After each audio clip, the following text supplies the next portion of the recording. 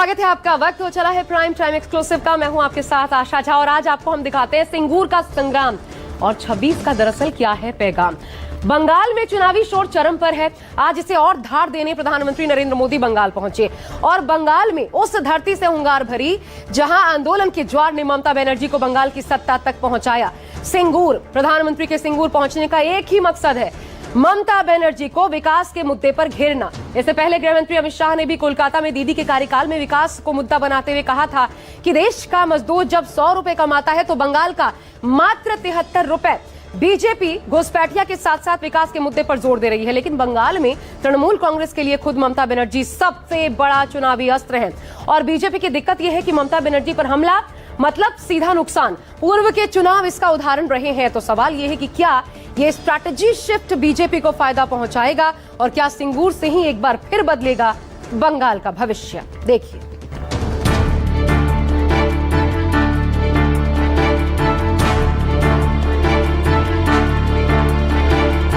असली परिवर्तन चाहिए।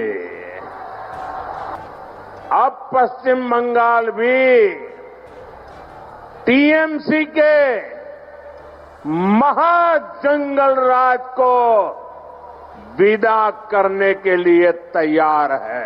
पलटानो दरकार, पलटानो दरकार। বাংলা জিতে তোমাকে দেশ থেকে কি করে তাড়াতে হয়, গণতন্ত্রের মাধ্যমে। বাংলাই পথ দেখাবে, বাংলাই দিশা দেখাবে, বাংলাই সারা ভারতবর্ষ জুড়ে। बैटल ऑफ बंगाल, ममता मोदी में सीधी टक्कर।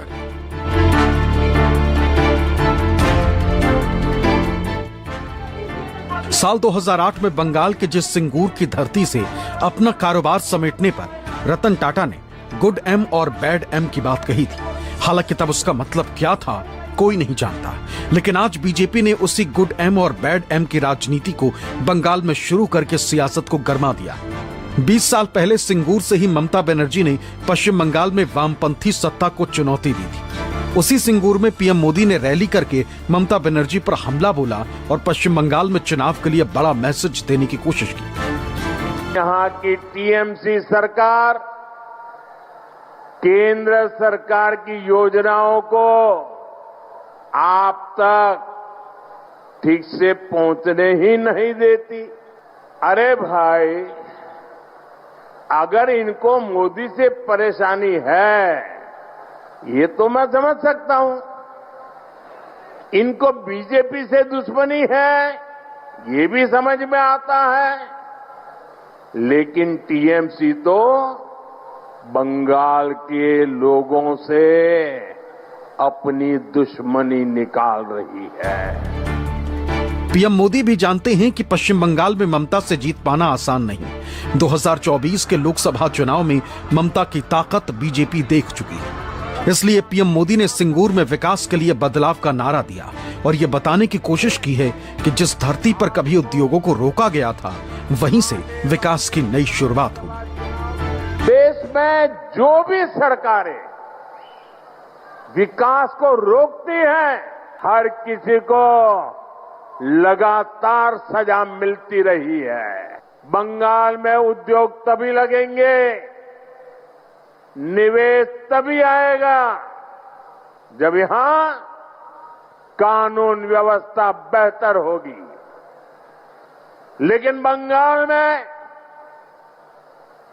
दंगाइयों को, लूटने वालों को, माफियाओं को खुली छूट मिली हुई है। यहां हर चीज पर सिंडिकेट टैक्स लगाया जाता है। इस सिंडिकेट टैक्स को, इस माफियावाद को भाजपा सरकार ही खत्म करेगी और ये भी मोदी की गारंटी है। पीएम मोदी ने सिंगूर में 837 करोड़ रुपए के प्रोजेक्ट का शिलान्यास और उद्घाटन किया। घुसपैठिए, महिला सुरक्षा और रोजगार के मुद्दे पर भी ममता सरकार को घेरा।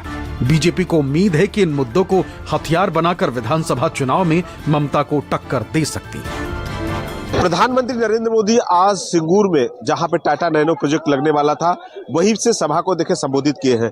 किस तरह से हम भीड़ दिखाना चाहेंगे कि जो लाखों की संख्या में है, जो लोग हैं वो पहुंचे हैं जहां पे टाटा नैनो का प्रोजेक्ट था। 2006 में टाटा इसी जमीन पे, यानी देख सकते हैं जो बाउंड्री है, यहीं से शुरुआत किया था। उसके बाद मुख्यमंत्री ममता बनर्जी ने जमीन अधिग्रहण किसानों को लेकर आंदोलन किया और आंदोलन मुख्यमंत्री ममता बनर्जी का इतना बढ़ गया था, इतनी तेज गति होती गई, उसमें जो इच्छुक किसान थे जो अपना जमीन नहीं देना चाहते थे, ममता बनर्जी का साथ दिए। जब उस समय टाटा नैनो यहीं पे था, यहां से जिस तरह से गुजरात गया था और वहां के जो प्रधानमंत्री जो आज नरेंद्र मोदी हैं उस समय मुख्यमंत्री हुआ करते थे और आज एक बार प्रधानमंत्री इसी धरती से यानी टाटा नैनो जहां पे लगने वाला था वहीं से सभा को संबोधित किया है। और 2026 का विधानसभा चुनाव है, देखिए किस तरह का देख सकते हैं। जिस तरह से यहाँ पे मुख्यमंत्री ममता बनर्जी ने 2006 में सिंगूर आंदोलन शुरू किया था और आज प्रधानमंत्री नरेंद्र मोदी यहीं से एक बार फिर से पश्चिम बंगाल में 2026 के विधानसभा चुनाव के पहले जनता को संबोधित किए हैं।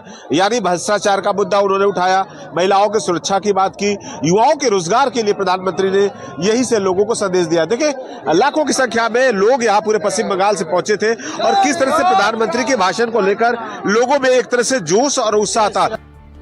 पीएम मोदी ने भले ही ममता के सियासी गढ़ माने जाने वाले सिंगूर में हुंकार भरी, लेकिन सिंगूर के जिस धरती ने ममता के मंत्र मां माटी और मानुष के नारे का उद्भव देखा है, उसका जलवा आज भी बरकरार है और बंगाल में ममता बनर्जी को मजबूत बना रहा है। पिछले चुनावों पर गौर करें तो जिस भी मुद्दे को बीजेपी ने उठाया वो उल्टा पड़ा। साल 2024 के लोकसभा चुनावों में बीजेपी ने संदेश खाली का मुद्दा और CAA UCC का मुद्दा चला, लेकिन दीदी ने अकेले दम पर बीजेपी के इन दोनों दाव को फेल कर दिया। बीजेपी इस बार सिंगूर के जरिए ममता के विकास विरोधी होने का नैरेटिव सेट कर रही है, लेकिन लोग मानते हैं कि राज्य का हित ममता के लिए सर्वोपरि रहा। ममता सरकार हर साल बड़े पैमाने पर बंगाल वैश्विक व्यापार सम्मेलन आयोजित करती रही। उनमें तमाम बड़े औद्योगिक घरानों को न्योता भेजा जाता रहा। निवेश आकर्षित करने के लिए ममता कई बार विदेश दौरे भी कर चुकी है, इसलिए ये बीजेपी का चुनावी मुद्दा साबित होगा।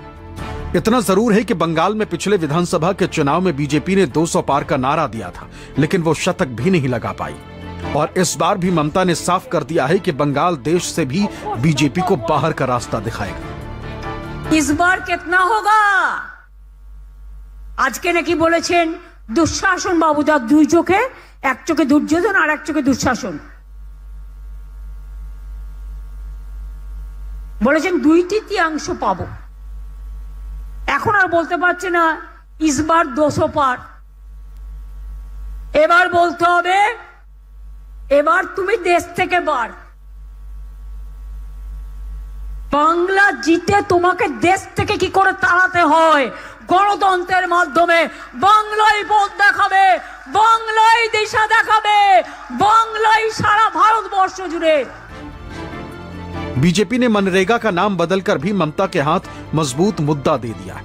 इसलिए ममता लगातार कह रही हैं कि जो लोग राष्ट्रपिता का नाम हटा सकते हैं, ऐसे लोगों की जबान से विकास, गौरव और संस्कृति की बातें शोभा नहीं देती। 100 দিনের কাজ আপনারা বন্ধ করেছেন। এই প্রোগ্রামটা গান্ধীজির নামে ছিল, তো গান্ধীজির নামে যে প্রোগ্রামটা ছিল, গান্ধীজিকে আমরা কি বলতাম? ফাদার অফ দ্য নেশন, জাতির নেতা। গান্ধীজির নামে প্রোগ্রাম বন্ধ করে দিলেন।